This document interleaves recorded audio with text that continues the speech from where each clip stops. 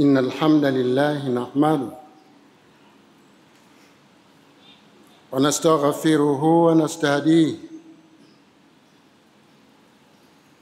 ونعوذ بالله من شرور أنفسنا ومن سيئات أعمالنا من يهده الله فلا مضل له ومن يضلل فلا هادي له وأشهد أن لا إله إلا الله وأن محمدًا عبده ورسوله صلوات الله وسلامه عليه وعلى آله وأصحابه ومن سلك طريقهم بإحسان إلى يوم الدين أما بعد. Kwa hivyo darasa leo tutaanzia inna Allaha ya'murukum an tuaddu al-amanati ila ahliha wa idha hakamtum bayna an-nasi an tahkumu bil 'adli inna Allaha ya'idhukum bih inna Allaha kana sami'an basira. Aya hii ina sababu ya kuteremshwa kwake. Qur'ani ilikuwa inateremshwa kwa sababu au bila ya sababu. Kwa sababu huwa Mtume sallallahu alayhi wasallam kaulizwa suala, ikawa analijibu baada ya kuteremshiwa jawabu ya suala lile, au yametokea matatizo kwa sahaba wakawa haona ufafanuzi, Allah akamwambia Muhammad, litatue hivi. Au sababu yoyote iliyotokezea ikabidi mtume aelekezwe, lakini wakati mwingine inaweza ikateremka bila sababu, ni mawaidha. Sasa aya hii ina sababu ya kuteremshwa kwake. Inna Allaha ya'murukum an tuaddu al-amanati ila ahliha wa idha hakamtum bayna an-nas an tahkumu bil 'adli inna Allaha ya'idhukum bih inna Allaha kana sami'an basira. Sababu ya kuteremka aya hii baada ya fathu Makkah, ufunguzi wa Makkah. Mkielezo ufunguzi wa Makkah una sababu zake kule, na sababu kubwa tokea mkataba uliojazwa katika Hudaybiyah ulikuwa ni sababu ya ufunguzi wa Makkah, kwa sababu masharti waliowekeana baina Makuraishi na mtume yaliwashinda, ikabidi mtume ende akaufungue Makkah kwa kushindwa masharti. Kwa hivyo mtume ilikuwa ni rahisi kwake, kwa sababu wao ndo waloanza kuvunja ule mkataba wa Hudaybiyah. Sasa mtume ilikuwa hana kipingamizi, ni kwenda wakakubali tu, akaifungua Makkah. Na kama tunavyojua katika tarehe, ndani ya al-Kaaba, ile al-Kaaba, maana ile sikiti kubwa ilikuwa bado halijajengwa, kwa wale kwenda Makkah wakaliona, mlikuwa na masanamu inasemekana 360. Kila sanamu lina kazi yake, kila mungu anatoa. Ukitaka mtoto unakwenda kwa sanamu kuomba, ukitaka njaa iondoke unakwenda kwa sanamu, ukitaka hichi, wataka safiri ulinzi unakwenda kwa sanamu, unaenda. Kila moja lilikuwa na kazi yake, walikuwa kiajua wenyewe. Sasa baada ya kuifungua Makkah, ilikuwa imefungwa Al-Kaaba, ilikuwa imefungwa. Sasa tunataka tukayavunje hayo masanamu yaliyo ndani. tuyavunje masanamu yaliyo ndani, lazima tupate ufunguo wa kufungua al-Kaaba. Natoka huko katika jahiliya, ufunguo huu ulikuwa katika tumbo la Uthman bin Talha. Nasemekana mpaka leo tumbo hilo lipo na ndio lenye kukamata ufunguo wa al-Kaaba. Hauko kwa mfalme Salman wala waliopita. Yeye akitaka kuingia al-Kaaba anapeleka habari kwa tumbo la Uthman bin Talha, siku fulani inakuja, anaenda kufunguliwa. Sasa tutaingia vipi? Ikabidi akaagizwa sahaba aende kwa Uthman bin Talha, la'allahu Uthman au Ali au Umar, lakini katika masahaba wanne, nenda akachukue ufunguo kwa Uthman bin Talha, tumalize kazi yetu hii. Akatoka Saidna Uthman, natumai, au Umar au Ali, maana sina uhakika, sikuambiwa tunakuja kusoma wapi, lakini tusoma katika sharh tutamjua nani alokwenda katika hao. Kwenda qila alikuwa hajaslimu, vitabu vingine nasema alishaslimu, lakini riwaya iliyokuwa sahihi hakuslimu, bado alikuwa hajaslimu Uthman bin Talha. Kwenda kagoma kwanza, kakataa, nisimfahamu Muhammad. Sasa una nguvu gani wewe? Hiyo Maka yenyewe ishatekwa, hiyo Maka yenyewe ishatekwa, utazuia ufunguo? Kwa hivyo akautoa, inaweza kusema kwa Kiswahili, kwa shingo upande. Ikenda ikafunguliwa al-Kaaba, yakavunjwa masanamu yaliomo, na huku pembeni bila shaka ilikuwa tayari. Ndo pale linavunjwa sanamu, inasoma jaa al-haq wa zahaqa al-batil inna al-batila kana zahuqa, yakavunjwa yote, ikasafishwa al-Kaaba na masanamu. Hurru Makka sasa hivi ishaingia katika mikono ya Waislamu. Sasa ule ufunguo ule ilikuwa na haki mtume abaki nao, ikateremka aya hii. Kwa hivyo hii imeteremka kwa kurejesha ufunguo wa Kaaba kwa Uthman bin Talha. Akaambiwa, inna Allaha, hakika Mwenyezi Mungu, ya'murukum, ana kuamrisheni, hasa wewe uliotuma ufunguo ukachukuliwe, an tuaddu al-amanati ila ahliha, ukarejeshe amana ya watu kwa wenyewe. Ilikuwa na haki mtume kukaa nao, lakini yeye yuko Madina, wakitaka watu wafuate ufunguo Madina. Na katika riwaya wapelekee wenyewe, na atakaye mnyang'anya ufunguo huyo dhalim. Riwaya hiyo ipo. Kwa hivyo hata ufalme hauna haki ya kuchukua ufunguo. Ndo sahihi. Wao wafate yale maneno ya mtume na kukabidhi ufunguo huu kwa amri ya Allah. Atakaye kuja kunyang'anya yoyote, huyo dhalim. Mpaka leo heshima tumbo hili ipo, na ufunguo, ingawa hata zimebadilishwa sasa hivi ziko za nini, kama ilikuwa ya majiti wakati huo, ya chuma au ya nini, lakini bado al-Kaaba ipo. Kila miaka inatengenezwa, kila miaka lakini bado mlango unafunguo. Kwa hivyo ufunguo uko kwa tumbo la Uthman bin Talha mpaka hii leo, na hakuna jabari atokoweza kwenda kunyang'anya ukoo huu.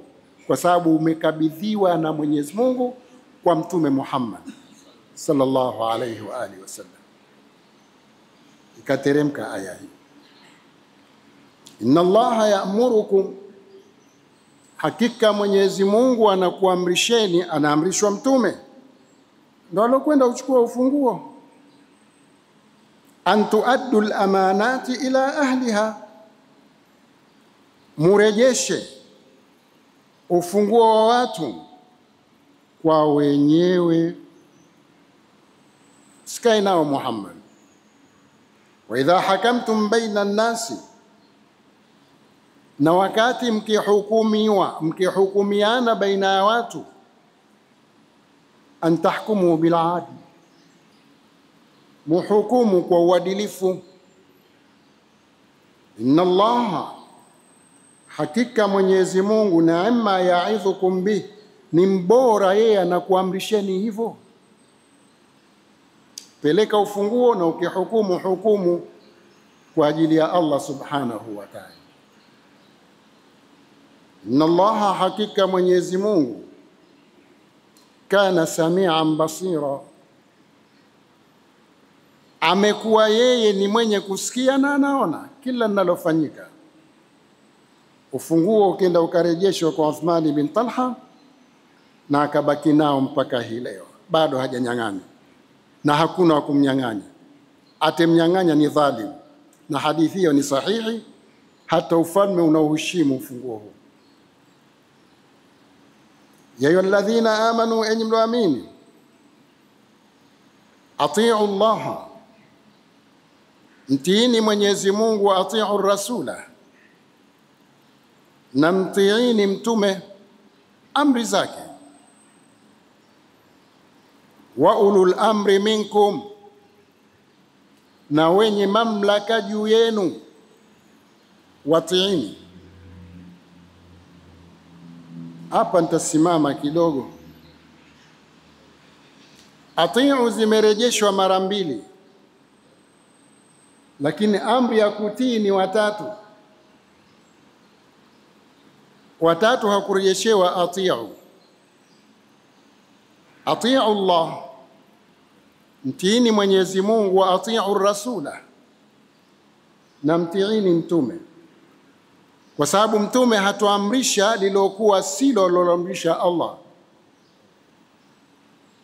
Lakini ilipokuja wa ulul amri minkum, na wenye mamlaka kwenu, wafasiri wanasema kwa nini haikurejesha wa atii'u ulil amri minkum?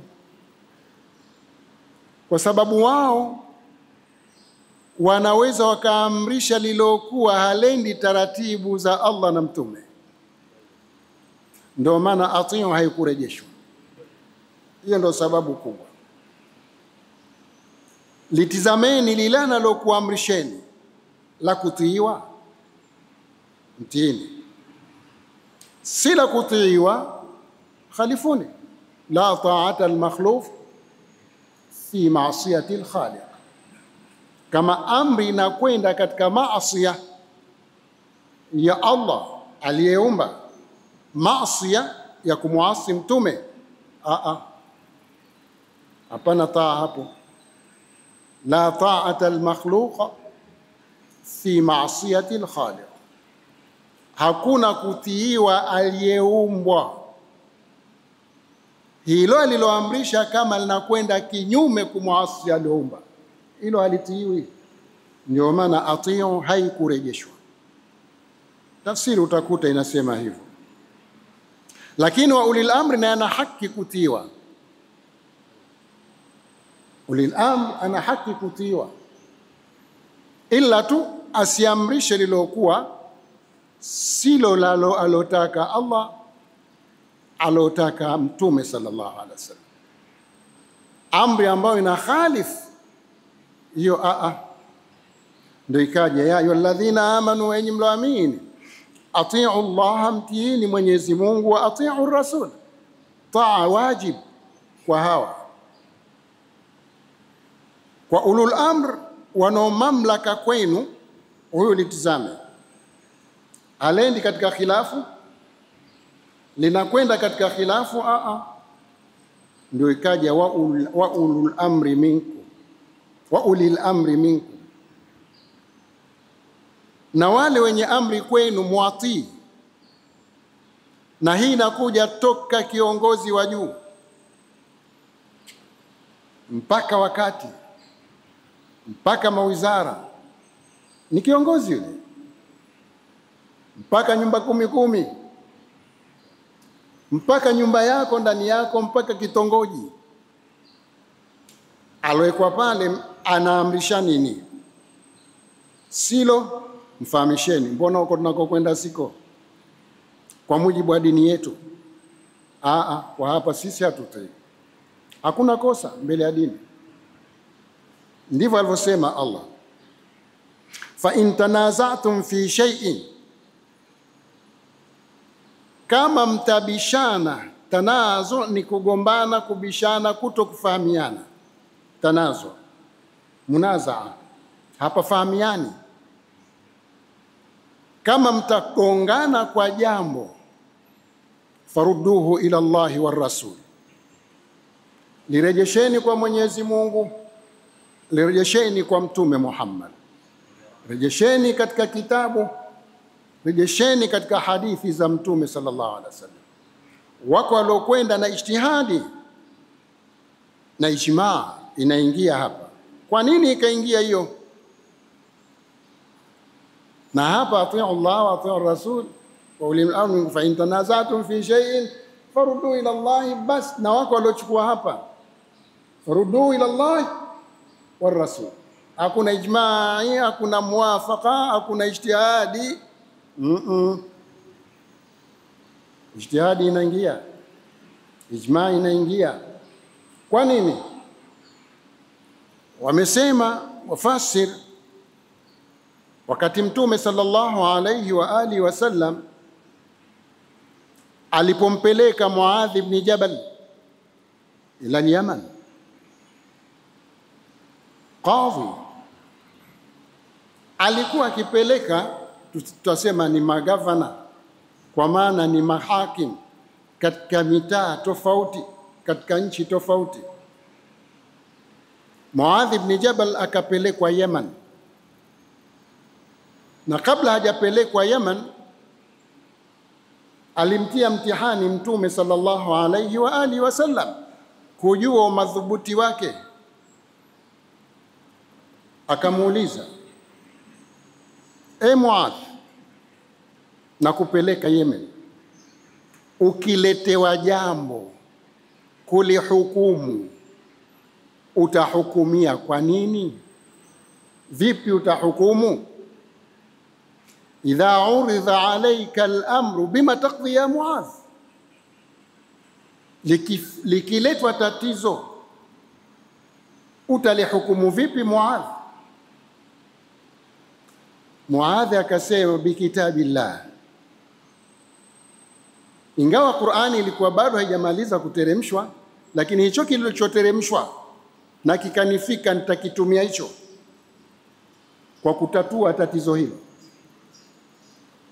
Akamuuliza, fa illam tajid, ama bado Qur'ani haijakamilika, bado mtume nipo, au haijakufikia? Fa illam tajid, hukupata katika Qur'ani ulionayo, fa bisunnati rasulillah, mtahukumu kwa sunna alizonazo za Mtume Muhammad sallallahu alaihi wasallam. Bado mtume akamuuliza, fa illam tajid. Hapa ndo panapo na ijtihad. Fa illam tajid fi kitabillah, fa illam tajid fi sunnati rasulillah, qala ajtahidu ra'yi wala alu. Ajtahidu ra'yi wala alu, nitajitahidi kwa rai yangu, wala sitokieka mbali kitabu, wala sitokieka mbali sunna. Kakaa katikati. Kwa hivyo ijtihadi katika sheria wameikubali na ijmaa. Nini kasema Mtume sallallahu alaihi wasallam? Alhamdulillahi alladhi waffaqa rasulillah lima yardha Allahu bihi wa rasuluhu, ameombewa dua Muadh na Mtume Muhammad sallallahu alayhi wa alihi wasallam. Alhamdulillahi alladhi waffaqa rasula rasulillah, huyu namtuma mimi ni mjumbe wa Allah, huyu ni mjumbe wangu, nampeleka Yemen. Namshukuru Mwenyezi Mungu aliyemwafikisha kwa jawabu alizonipa, mjumbe wa Mwenyezi Mungu. Yepi? Lima yardha Allahu bihi wa rasuluhu, kwa yale anoyakubali akaridhia kwayo Mwenyezi Mungu na mtume wake. Namshukuru Allah. Anenda Muadh. Kwa hivyo hapa ndo pakaja ijmaa. Na kuna mambo mengine yanajitokeza hayamo ndani ya Qur'ani, yamo, lakini inategemea ijtihadi watu watakavyo ibua katika lile jambo. Qur'ani inasemaje? Qur'ani imeshamalizika sasa hivi, kwa maana hakuna Qur'ani tena itokoteremshwa toka ilipoteremshwa wattaqu yawman turja'una fihi ila Allah thumma tuwaffa kullu nafsin ma kasabat wa hum la yuzlamun. Mwogopeni sana Mwenyezi Mungu. Ndo aya ya mwisho. Hakuna baada ya aya hii kuteremshwa aya. Ingawa nasema ile al-yawma akmaltu lakum dinakum wa atmamtu alaykum ni'mati wa raditu lakum al-islam dina, tunasema hii ndo aya ya mwisho. Al-yawma akmaltu lakum dinakum wa atmamtu alaykum ni'mati wa raditu lakum al-islam dina, ni kweli aya ya mwisho, lakini hapa kuteremka tena mambo ya ahkam wa halali wa haram. Wamesema hivyo wafasiri. Alobaki ilikuwa ni kwa sababu hii imeteremka katika wukufu bi Arafa, mwezi 9 katika wukufu bi Arafa. Hijjatun nabii sallallahu alayhi wasallam hakuhiji zaidi ya hija hiyo. Ndio ilipoteremka al-yawma akmaltu lakum dinakum wa atmamtu alaykum ni'mati wa raditu lakum al-islam dina. Leo nimekamilisha dini yenu, akmaltu lakum dinakum wa atmamtu alaykum ni'mati, nikazikamilisha neema zangu ndani ya dini yenu hiyo, hakuna kilichokuwa kijakamilika. Wa raditu lakum al-islam dina, na nimeridhia kwenu hii iendeo dini ya amani. Ndio ikaja inna ad-dina 'inda Allahi al-islam wa man yabtaghi ghayra al-islam dina falan yuqbala minhu wa huwa fil akhirati min al-khasirin, kwa sababu dini ya Kiislamu ndio dini iliyokuwa sahihi. Hii imeteremka mwezi 9 mfunguo 3, al-yawma akmaltu lakum dinakum wa atmamtu alaykum ni'mati wa raditu lakum al-islam dina. Ukisema hii ndio aya ya mwisho, kwa maana kwa upande mwingine nasema baada ya mwezi 9 mfunguo 3 hapo kuteremka kitu, ndio maana yake mteremka yaumu Arafa.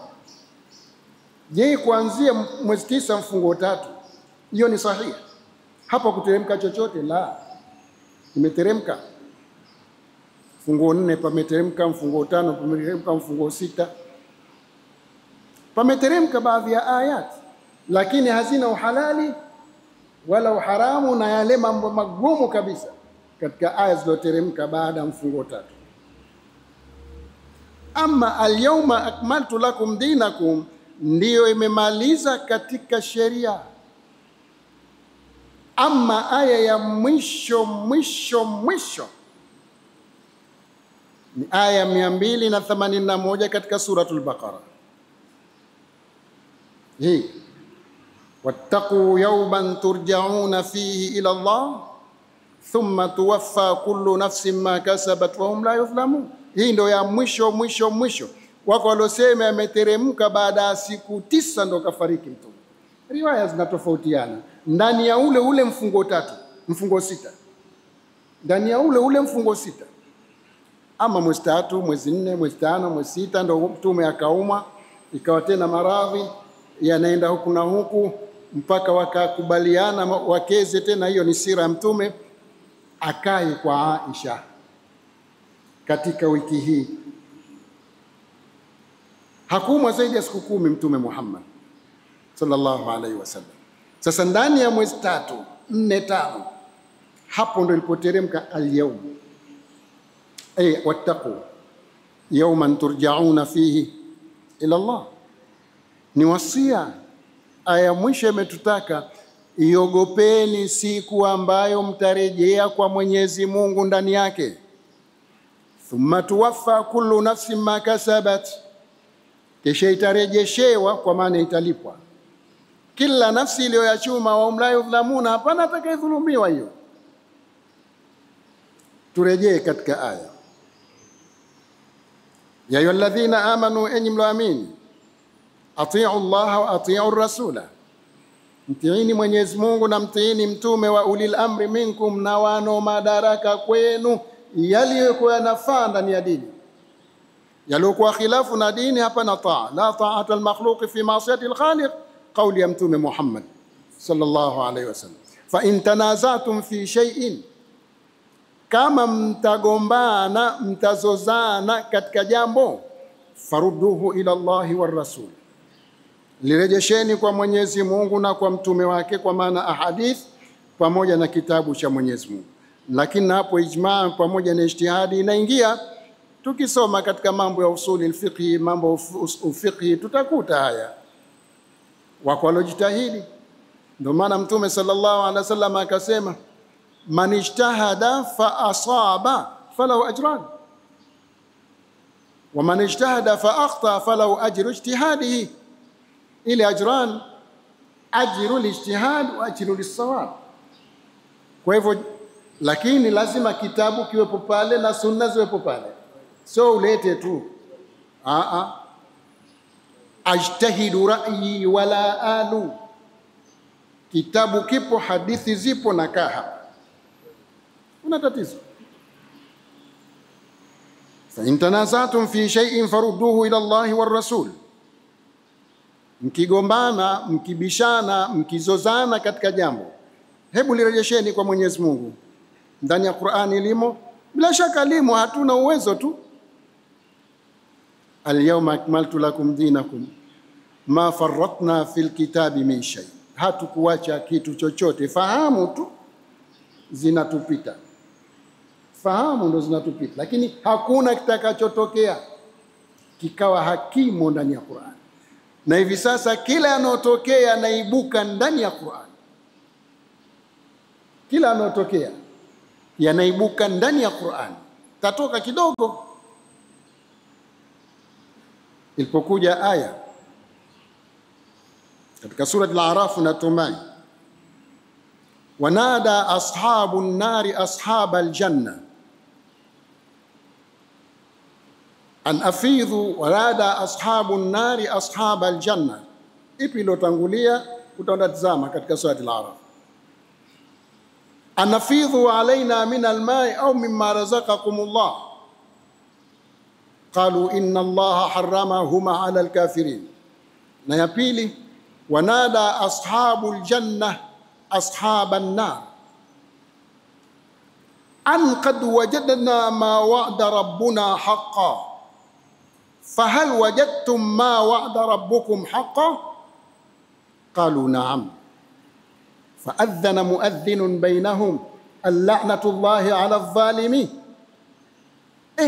Hii aya wakati wa Mtume ilikuwa makafiri wasema Muhammad ana akili, eti anatuambia pepo iko juu na moto uko chini, alafu watasemezana, wataonana wapi?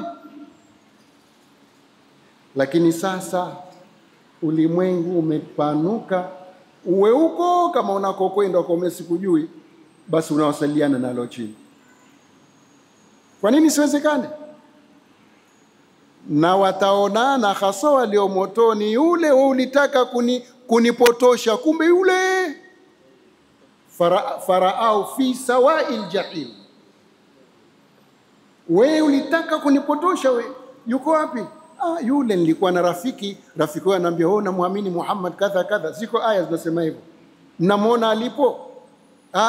Yule mchungulieni kule. Watamuona katikati ya moto.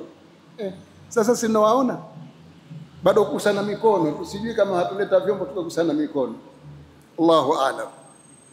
Kwa hivyo hakuna kilichokuwa kitatokea kikawa hakimu ndani ya Qur'an, lakini wakati huo ilikuwa na yote mtume kaeka wazi ufahamu.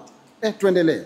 Fa in tanaza'tum fi shay'in farudduhu ila Allah, mkibishana na jambo lolote lirejesheni kwa Allah, war rasul na mtume, in kuntum tu'minuna billahi wal yawmil akhir, kama nyinyi mnamwamini Mwenyezi Mungu kweli kweli na mnaiamini siku ya mwisho. Dhalika, kufanya hivyo, khairun, ni bora zaidi, wa ahsanu ta'wila, na ndio tafsiri iliyokuwa nzuri kuirejesha kwa Allah na kuirejesha kwa mtume. Alam tarawuni Muhammad, hujui kwamba najua? Elewa Muhammad, ila alladhina, kwa wale ambao wanafiki, wale wanafiki na Mayahudi pamoja, yazumuna, eti wanadai wao, annahum amanu bima unzila ilaik, eti wanayaamini yalokuwa yameteremka kwako, wama unzila min qablik, eti na Mayahudi wanasema tumeamini kitabu chetu na chako Muhammad.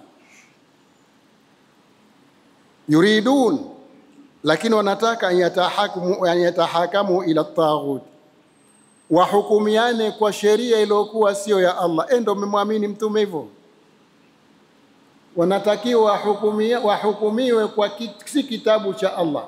Na huko wanasema yazumuna, wanadai dai la uongo, ndo yazumuna.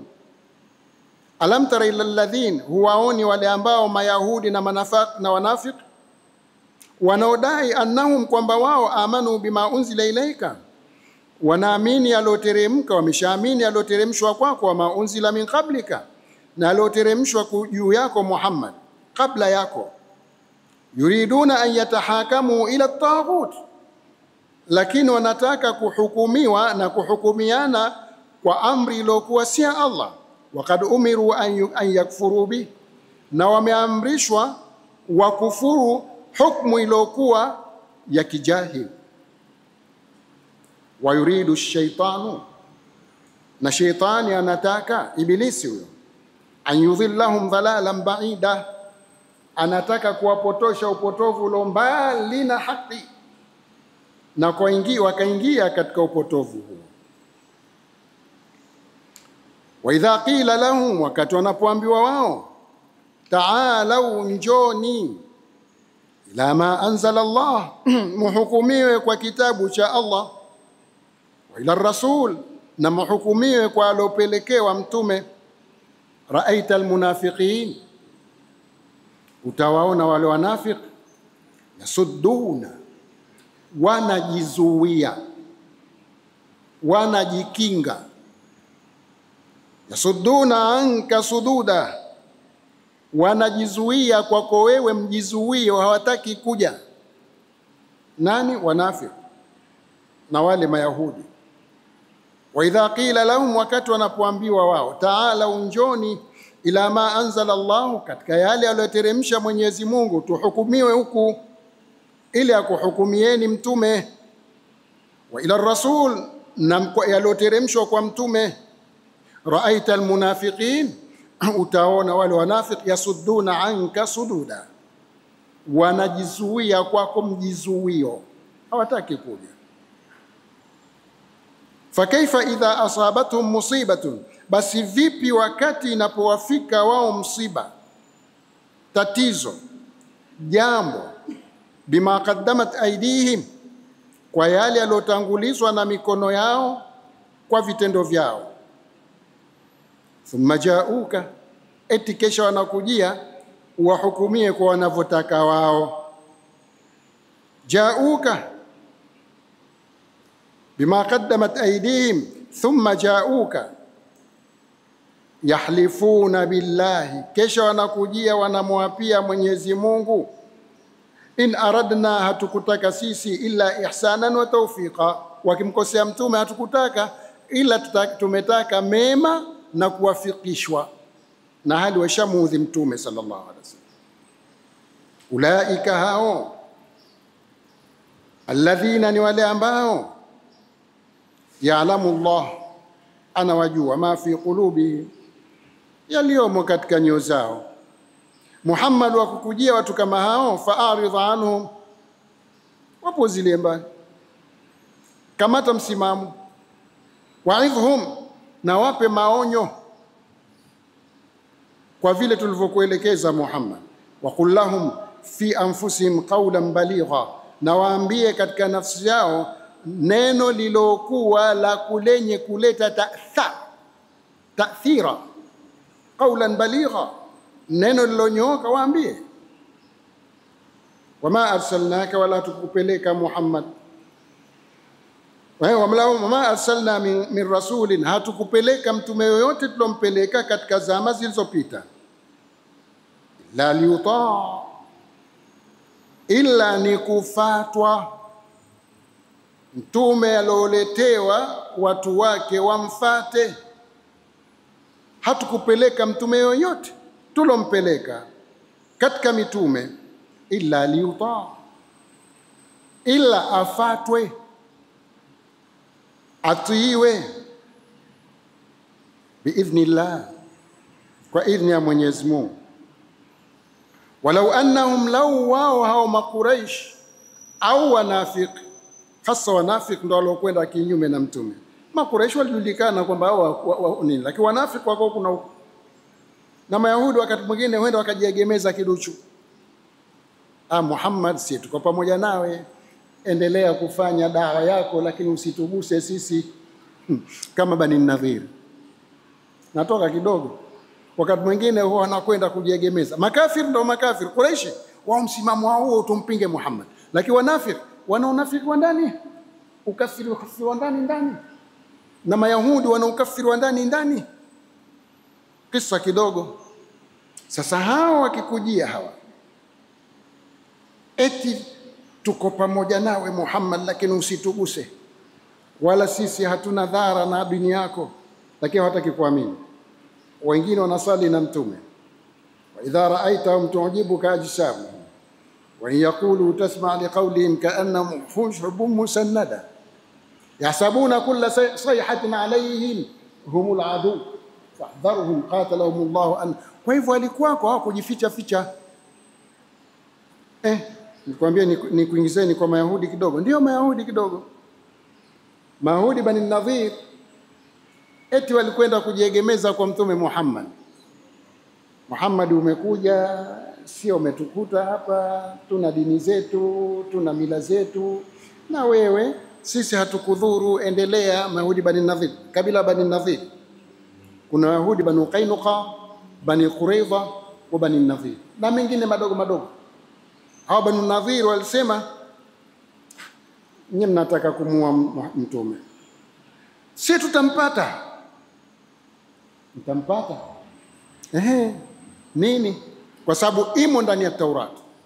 Tutakwenda kuandika mkataba naye, atataka malipo. Kuna kitu kinaitwa jizya, kodi. Akitaka kodi taambia njoo tukupe. Na kweli walikwenda kwa haraka. Muhammad, endeleza na dini yako, si tunatatiza na wewe, lakini na sisi hatukugusi, wala wewe usituguse. Sawa, lakini muandike jizya, kodi ingie, ndio mtakuwa na salama na Waislamu.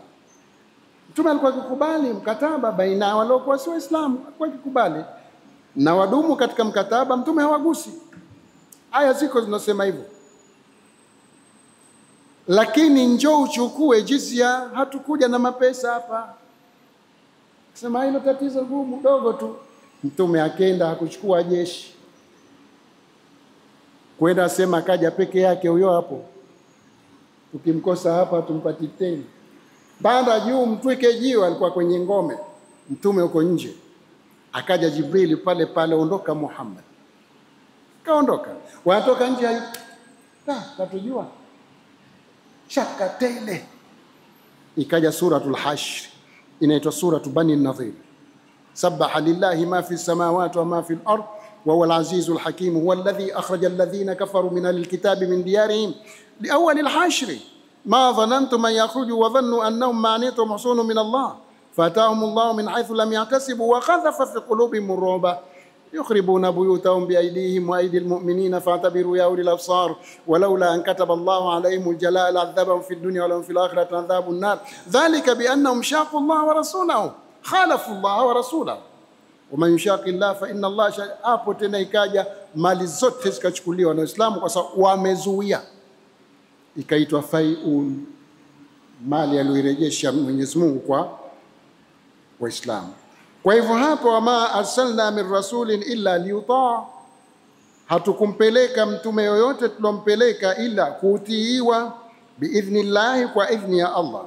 Walau annahum idhalamu anfusahum, lau wakati wanapojidhulumu nafsi zao, jauka, wangekujia Muhammad wakakiri makosa yao, fastaghfarta lahumullah, fastaghfarullah, wakamtaka msamaha Mwenyezi Mungu, wastaghfarta lahumur rasula,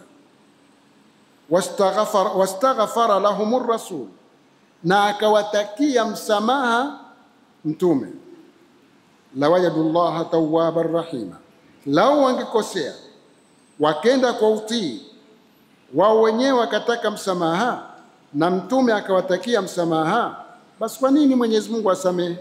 Angewasamehe. Fala, basi sivyo hivyo. Wa rabbika, kwa Mola wako, kwa jina la Mola wako, la yu'minun, hawatakuwa waislamu wa kweli, hata yuhakimuka, mpaka wakuweke wewe ndo hakimu wao, mpaka wewe ndo uwe hakimu wao. Hapo ndo imani itakuwa imeingia. Fima shajara bainahum, kwa yale waliozozana baina yao, yale walokhtalifiana baina yao, mtatuaji ni wewe Muhammad. Kama hawakuleta ukawatatulia, bado imani haijakamilika kwao. Fala, basi sivyo hivyo. Wa rabbika, kwa jina la Mola wako, la yu'minun, wallahi kwa jina la Allah, la yu'minun, hawatakuwa waislamu wa kweli, hata yuhakimuka fi ma shajara bainahum, mpaka wakuweke wewe ndo hakimu yao kwa yale wanozozana kwayo. Thumma la yajidun, kesha wasipate, fi anfusihim, katika nafsi zao, harajan, shida yoyote, au harajan, kizuizi chochote. Hapa Muhammad hakufanya haki. Wasipate harajan, hata ile shaka nyepesi wasipate, mimma qadait, kwa yale uliyohukumia, wayusallimu taslima, kwa hukumu ya mtume wajisalimishe moja kwa moja. Hapo ndo watakuwa wamekamilika imani yao. Walau anna katabna alaihim, hao Mayahudi, na lau tungewaandikia hao Mayahudi juu yao,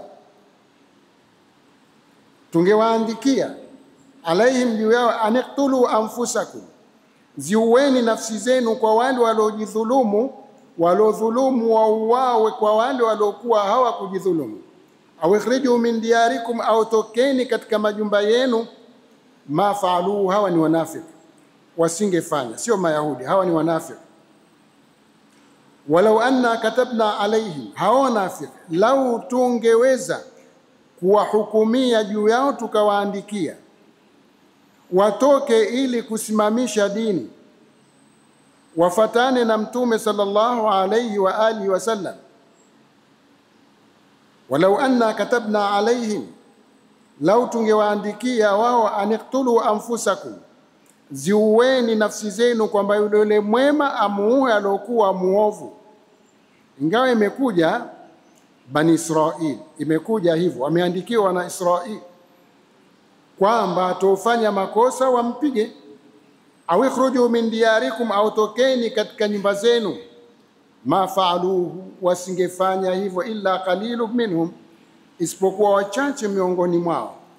Walau annahum faalu ma yu'adhun, lau wangefanya yale waloaidhiwa, waloonywa bihi kwayo, lakana khairan lahum, ingekuwa ni khairi kwao, wa ashadda tathbita, na ingekuwa uthibiti wa imani uko kweli kwao, kama ilivyotokea kwa Najashi. Huyo alikuwa ni Mkristo, lakini ilipokuja hukumu ya Allah kwa Mtume Muhammad aliamini. Wa Abdullah bin Salami, na Abdullah bin Salami alikuwa anafuata kitabu cha Taurat, lakini alipoyasikia yaliokuja kwa Mtume alikubali. Hawa illa qalil, isipokuwa wachache, minhum, katika wao, hao ndio wangeweza kufata. Walau annahum fa'alu ma yu'adhun, lau wao wangefanya yale waloaidhiwa, waloonywa bihi kwayo, lakana khairan lahum, ingekuwa ni khairi kwao, ashadda tathbita, na ingekuwa uthibitifu wa hali ya juu. Wa idhan, na wangefata hivyo wakati, atainahum min ladunna ajran adhima, tungewaletea tukawapa kutokana na sisi yeye Allah. La atainahum, tungewaletea wao, kwa maana tungewapa wao, min ladunna, kutokana na sisi, ajran adhima, tungewalipa malipo yaliokuwa makubwa.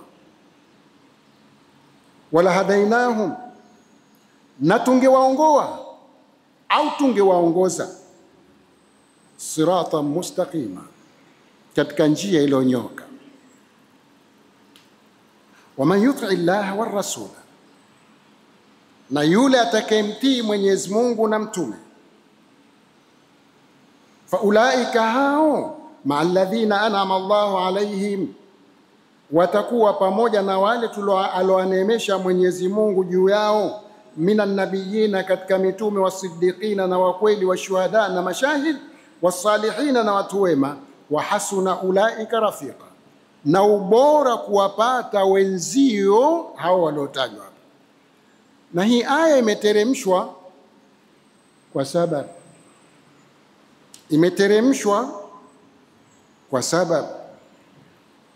sababu gani? Kulikuwa na sahaba mmoja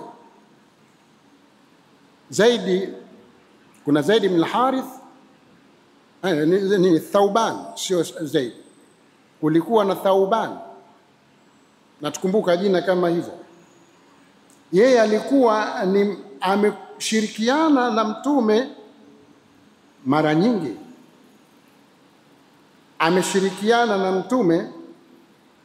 nyingi,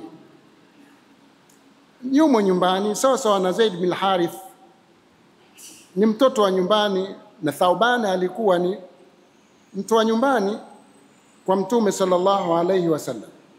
Wakati wote akimtaka Mtume anakwenda anamuona. Siku hiyo ikamwambia nafsi yake iende kwa Mtume sallallahu alayhi wasallam, akamwambia Rasulullah,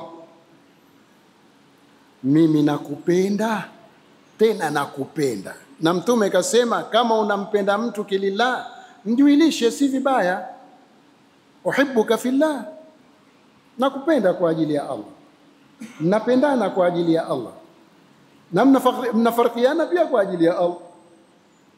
Hawa ndio waliowapa vivuli Mwenyezi Mungu katika hadithi ya Mtume Muhammad sallallahu alaihi wasallam aliyosema, sab'atu yudhilluhumullahu fi dhilli yawma la dhilla illa dhillu imamun adil, wa shabun nasha fi ibadati llahi, wa rajulun qalbuhu mu'allaqun bil masajid, wa rajulani tahabba fillahi ijtama alayhi wa tafarraqa alayhi au waftaraqa alayhi. Kwa hivyo Thauban alikwenda kumhakikishia Mtume kwamba mimi nakupenda ya Rasulullah, kweli kweli. Hapa ulimwenguni nikiwa na shauku ya kukuona, nakuja tunazungumza, roho yangu inaburudika kabisa. Wakati wa Mtume sallallahu alaihi wasallam nakuja naburudika kwa mazungumzo nawe, lakini na wasiwasi ya Rasulullah, kesho akhira naona kama wewe mwenzangu utakuwa juu, mimi nitakuwa chini, hata sikuoni. Takuona wapi kesho akhira? Naona mahaba ya Mtume Muhammad sallallahu alaihi wasallam hapa nikitaka na kuona, lakini kesho wewe utakuwa katika pepo za juu. Kama mentaingia sijui umo mlangoni tabaki huku sikuoni tena. Shtaka hili la Thauban akalisikia Mwenyezi Mungu Subhanahu wa Ta'ala, katuulizia swala zuri, kajibiwa Thauban na tumejibiwa na sisi. Hili kenda kuuliza yule mpenzi wa Mtume sallallahu alaihi wasallam, lakini katujibia na sisi. Allah ndio ikateremka hii, waman yuti llaha war rasula, atakayemtii Mwenyezi Mungu na akamfata mtume kikweli kweli, hana unafiki katika moyo wake, hao wote faulaika, watu hao, maa alladhina an'ama Allahu alaihim, atakuwa pamoja nao wale tuliowaneemesha juu yao, minan nabiyyin, tutakuwa na mtume wetu Muhammad sallallahu alaihi wasallam kwa aya hii. Kwa hivyo Thauban katuokoa kidogo. Kwa yoyote atakayemtii Mwenyezi Mungu na akamfata mtume, kwa hao wote, kwa kabila lolote, faulaika ma alladhina an'ama Allahu alaihim minan nabiyyin, ndio kaambiwa tutamuona mtume Muhammad sallallahu alaihi wasallam, tutamuona, ila tu kwa sharti hizi zilizopo hapo. Faulaika ma alladhina an'ama Allahu alaihim minan nabiyyin, atakuwa pamoja na wale tuliowaneemesha miongoni mwao katika mitume, wasiddiqin, na wale waliokuwa wa kweli, washuhada, na wale waliokufa katika shahidi kina Hamza. Tutawaona. Allah tujalie tukutane nao huko. Wasalihin, na watu wema. Wa hasuna ulaika rafiqa, na ubora ulioje kuwapata wenzio katika hao kesho akhira.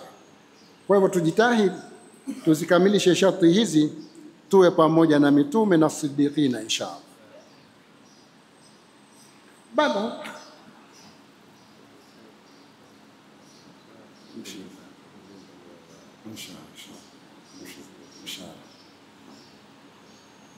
waman yuti llaha war rasula, na yule Thaubani katufungulia milango hiyo tena, kaambiwa yeye, lakini tumeambiwa na sisi. Waman yuti llaha war rasul, huna unafiki kwa mtume, huna unafiki kwa Mwenyezi Mungu, hata kwa jirani yako pia huna unafiki. Yani kaa nawe na vijana wenzio huna unafiki, na wewe kijana usiwe matata, ndio utakwenda kumuona mtume Muhammad sallallahu alaihi wasallam. Waman yuti llaha war rasula, na atakayemtii Mwenyezi Mungu na akamtii mtume wake, mtume, faulaika, hao, maa alladhina, watakuwa pamoja nao wale nani, an'ama Allahu alaihim minan nabiyina wasiddiqina washuhada wassalihin, kutokana na mitume, kutokana na watenda mema, siddiqina wa kweli, washuhada, na wale mashahid, wassalihina, na watu wema, na kuwapata hawa, wa hasuna ulaika rafiqa, na vizuri mno kuwapata watu hao kuwa rafiki. Dhalika, hayo, kupata hayo, dhalika alfadlu min Allah, hiyo ni fadla inayotokana na Mwenyezi Mungu. Wakafa billahi alima, anatosha Mwenyezi Mungu kuwa anajua namna vya kuwalipa watu. Leo tumeanzia 58, tumefika 70. Alhamdulillah, tumepata, tumekwenda tata.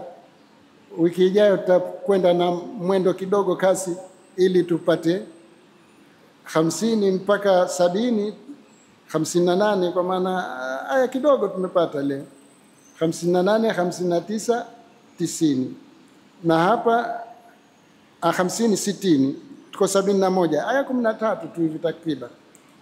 Wiki hiyo inshallah tutapata zaidi aya 13. Kwa muda uliobaki pana dakika 15, kwa sababu kasorobo saa 12 kama nilivyosema mwanzo, corrugation ya njia kidogo nzito, anakwenda bububu. kama yuko kuanzia aya 58 ya Surat Nisa tulaipitia sasa hivi ndani ya mada. Ukitoka ndani ya mada itabidi tuweke muhadhara mwingine. Kwa hilo utakaloniuliza utakwambia hili tulieke, utakuja kulijibu utapo nafasi kama ninalijua. Lakini kwa hivyo nenda katika mada. Tumeanza toka 58 tumekuja mpaka 71, habari ya funguo zile alizokuwa akapewa Mtume akaambiwa azirejeshe, mpaka tukakuja kwamba tutakuwa na Mtume Muhammad kesho peponi inshallah. Basi tukomea hapa inshallah.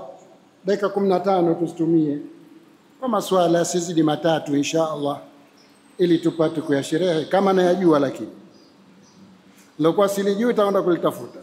Ukiwa hujui katafute tu, elimu ipo, ukitafuta utalipata inshallah. Kwa hivyo namwachia kuongoza hii mjadala wa maswala inshallah.